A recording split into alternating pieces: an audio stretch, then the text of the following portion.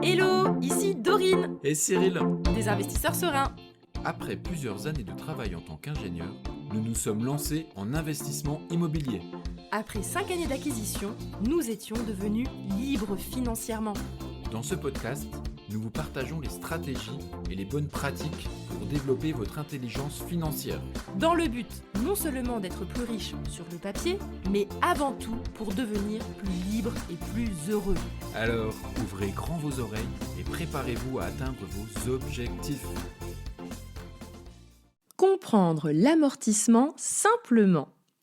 Hello les investisseurs sereins, j'espère que vous allez bien. Aujourd'hui, place à un épisode un petit peu technique, mais je pense que ça va faire du bien à tout le monde de revoir la notion d'amortissement. Déjà parce qu'on en parle dans les médias de l'amortissement, c'est-à-dire que l'amortissement comptable va être peut-être pris en compte dans le calcul de la plus-value dans le cadre du LMNP. Voilà, c'est un mot qu'on utilise et je me rends compte qu'en réalité, il y a une partie des personnes qui ne maîtrisent pas tout à fait mais de quoi on parle quand on parle d'amortissement. C'est important donc de faire un petit point, que vous révisiez vos notions basiques. Donc c'est l'occasion dans cet épisode. Alors, déjà, juste avant de commencer, j'ai envie de bien préciser que parfois le mot amortissement est utilisé, pas à mauvais escient, mais en tout cas pour dire autre chose que ce que l'on entend par amortissement quand on parle par exemple de l'amortissement dans le cadre de la loi. En effet, quand on regarde son contrat bancaire, quand on a un prêt, il y a souvent une colonne qui s'appelle amortissement. Et en réalité, quand c'est l'amortissement dans votre tableau d'amortissement, le fameux, de votre prêt bancaire, en réalité, c'est le remboursement de capital. Okay, donc, ce n'est pas tout à fait la même chose dont on parle, nous. C'est une autre notion, c'est l'amortissement de son capital que l'on rembourse. Donc, quand on parle d'un prêt, l'amortissement, en effet, c'est autre chose.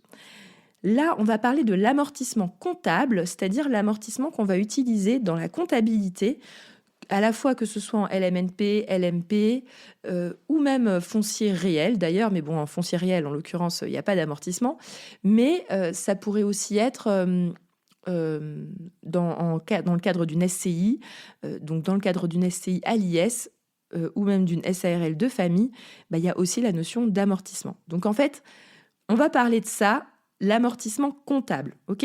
On oublie l'amortissement remboursement de capital qui a écrit sur les documents d'un prêt immobilier. Ce n'est pas de ça qu'on parle, on parle bien de l'amortissement comptable. Donc, avant de commencer à aller dans profondeur dans le sujet, il y a des notions de base que je veux que vous enregistriez. La première chose que je veux que vous maîtrisiez, c'est, quand je vais vous dire une phrase, il faut que ça vous paraisse évident. La trésorerie et le résultat comptable sont deux choses totalement différentes. Qu'est-ce que j'entends par là ? C'est-à-dire qu'on peut faire un investissement immobilier qui soit en trésorerie positive, donc c'est-à-dire en cash flow positif, mais avoir un résultat comptable qui soit négatif.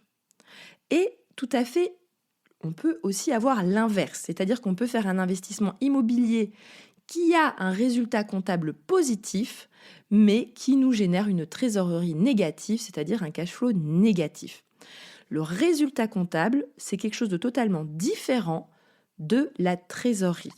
Et en l'occurrence, l'amortissement, il va être utilisé pour le calcul du résultat comptable. Ok ? J'espère que là, je ne vous ai pas perdu. On va voir avec des exemples, parce que c'est important que vous compreniez en fait à quoi ça sert le résultat comptable, déjà, et c'est pour ce fameux résultat comptable que l'on utilise l'amortissement. D'accord ? Pour le calcul de sa trésorerie, on n'a pas besoin de l'amortissement. Donc, prenons d'abord, dans un premier temps, le calcul de sa trésorerie. Donc, j'appelle ça le cash flow. Quand on calcule le cash flow, on calcule les choses un peu bêtement et simplement sur ce qui rentre et ce qui sort de son compte bancaire. Donc, le cash flow, c'est très simple, c'est les loyers qui rentrent. On enlève les charges courantes, les intérêts d'emprunt de son prêt et le remboursement de son capital, donc sa mensualité. Parce que la mensualité, c'est le remboursement de capital plus les intérêts. Donc tout ça, entre guillemets, on soustrait et à la fin, on voit si c'est positif ou négatif. Et on soustrait d'ailleurs également les impôts. Donc vous avez compris, la trésorerie, c'est très simple, c'est ce qui rentre et ce qui sort sur votre compte bancaire.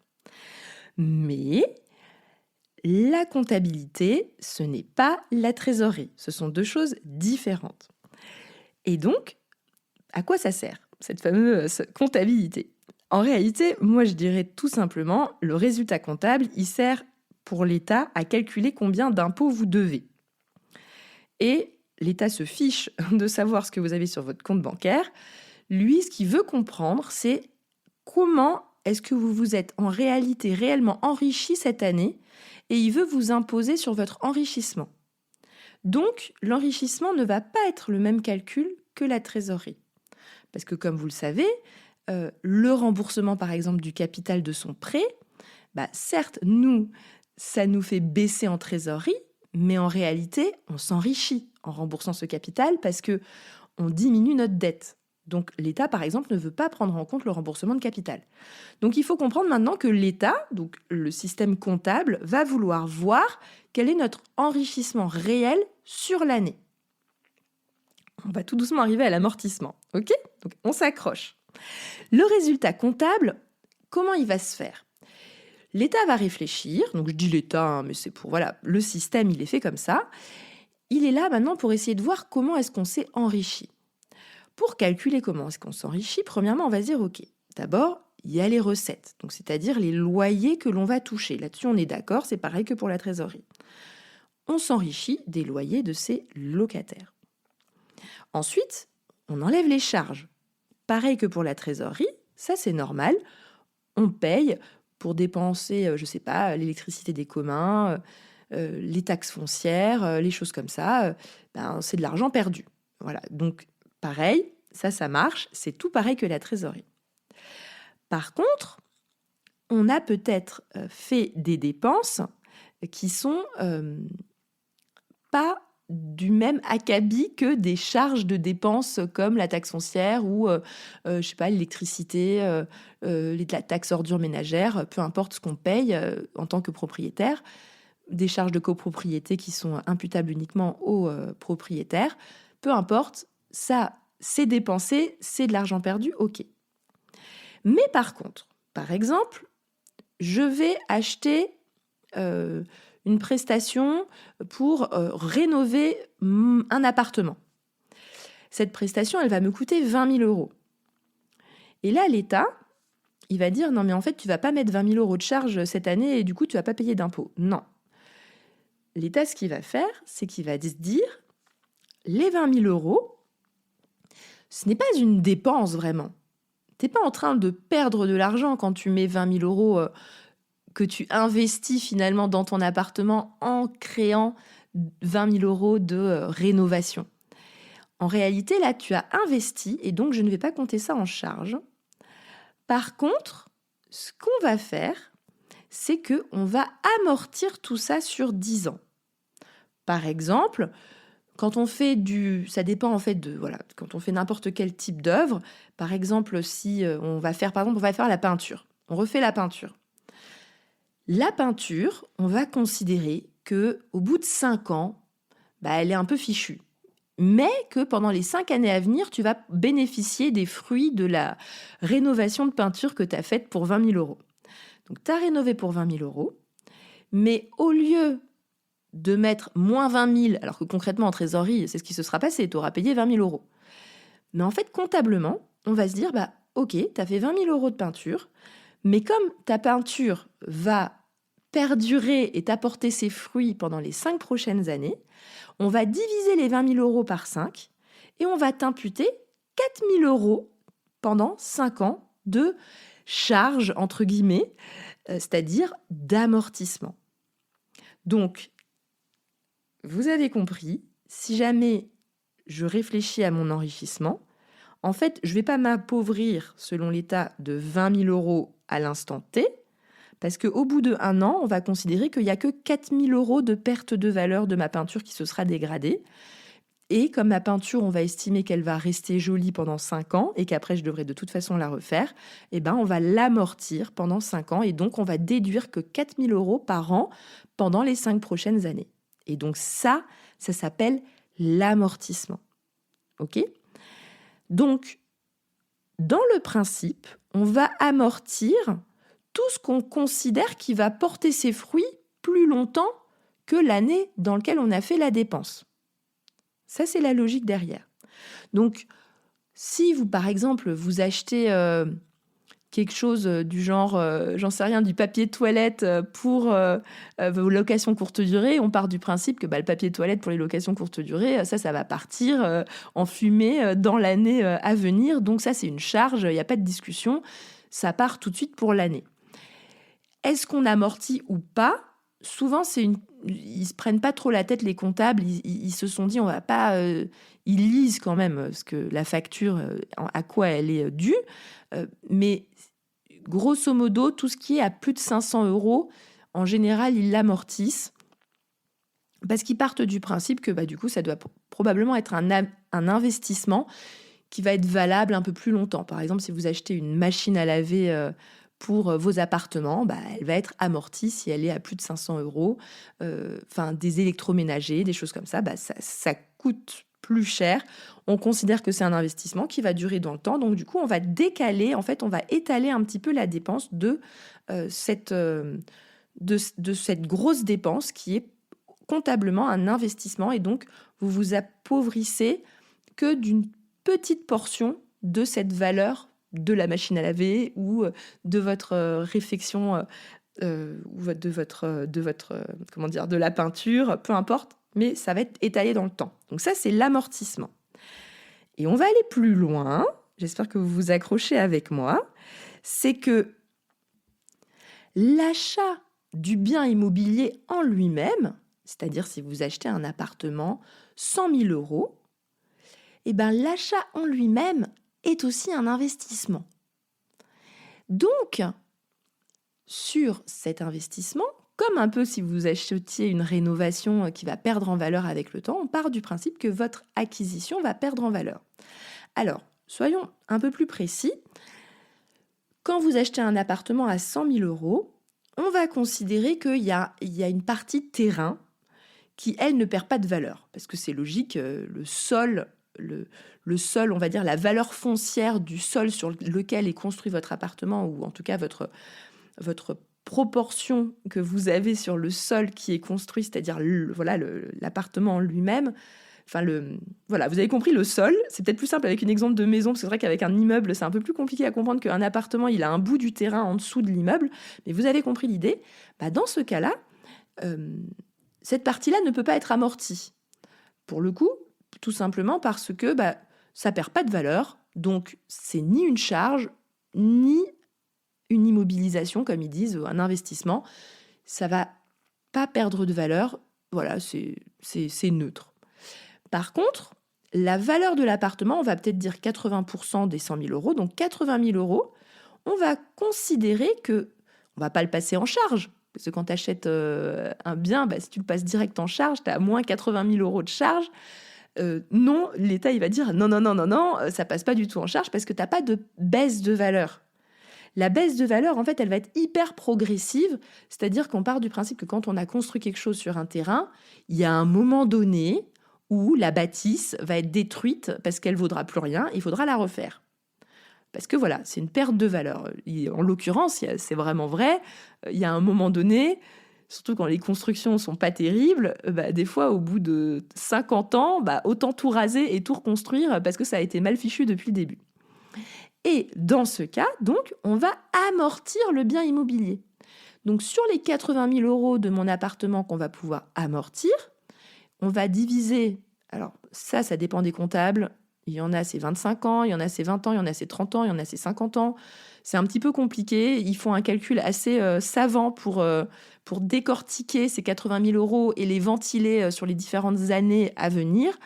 Mais grosso modo, faites un calcul simple, divisé par 30 par exemple, et vous avez à peu près l'amortissement que vous allez avoir tous les ans, parce qu'on va considérer finalement que cet appartement va perdre en valeur sur les 30 prochaines années. Parce qu'à un moment donné, il faudra peut-être tout détruire l'immeuble et tout le reconstruire, donc la valeur va être amenée à zéro.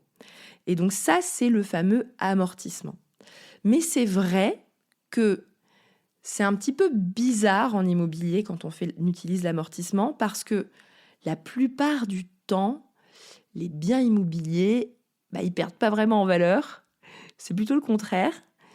Et c'est rare quand même qu'on ait besoin de raser un immeuble pour le reconstruire. Je pense que ça arrive plutôt tous les 200 ans ou tous les 150 ans, je ne sais pas exactement, que les 30 ans.